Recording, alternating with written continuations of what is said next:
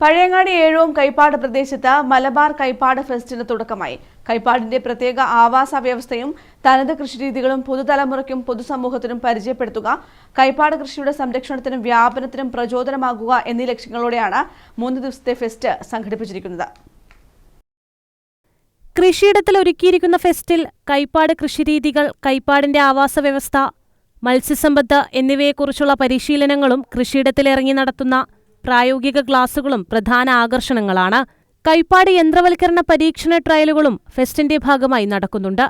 പ്രകൃതിരമണീയമായ കൈപ്പാട് പ്രദേശത്തിന്റെ ഭംഗി ആസ്വദിക്കാൻ തോണിയാത്ര, ചളിക്കളി, പ്രകൃതി ചിത്രരചനാ മത്സരം, സ്വയം പ്രതിരോധ പരിശീലനം, നറുക്കെടുപ്പിലൂടെ കൈപ്പാട് കിറ്റ് വിതരണം തുടങ്ങിയ പരിപാടികളും ഒരുക്കിയിട്ടുണ്ട്.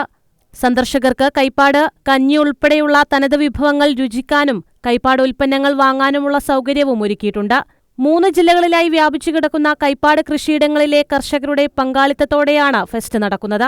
ഇപ്പോൾ നമുക്കറിയാം, നമ്മൾ ഏഴോം പഞ്ചായത്തിൽ തന്നെ സാധാരണഗതിയിൽ നടക്കേണ്ടതിൻ്റെ പകുതിയെ ഈ പ്രാവശ്യം കൈപ്പാട് കൃഷി നടക്കുന്നുണ്ട്. കാരണം അത് ഒരു കാരണം യന്ത്രവൽക്കരണം സാധ്യമല്ലാത്തൊരു മേഖല, മറ്റൊന്ന് സാധാരണഗതി ഒരു സർക്കാരിൻ്റെ സാമ്പത്തിക സഹായം എന്നുള്ള രീതിയിൽ ഈ മഹാത്മാഗാന്ധി ദേശീയ ഗ്രാമീണ തൊഴിലുറപ്പ് പദ്ധതി, അതിലൂടെ കൃഷിക്ക് നിലമൊരുക്കാൻ കിട്ടുന്ന ഒരു ആനുകൂല്യം ഇപ്രാവശ്യമില്ല.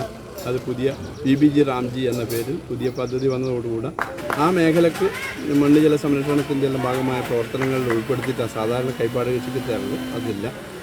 ഇങ്ങനൊരു സാഹചര്യത്തിൽ ഇത് നമ്മൾ വലിയ ആശങ്ക നേരിടുന്നു.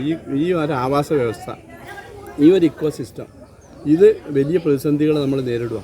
സുരക്ഷിതവും പോഷകസമൃദ്ധമായ ഭക്ഷണം നൽകുന്ന കൈപ്പാടിന്റെ ജൈവവൈവിധ്യവും പ്രകൃതി സൗഹൃദ കൃഷിരീതികളും സംരക്ഷിച്ച് വരും തലമുറയ്ക്ക് കൈമാറണമെന്ന സന്ദേശമുയർത്തിപ്പിടിച്ചാണ് ജൂലൈ 21 വരെ ഫെസ്റ്റ് തുടരുന്നത്. News bureau, Pazhayangadi.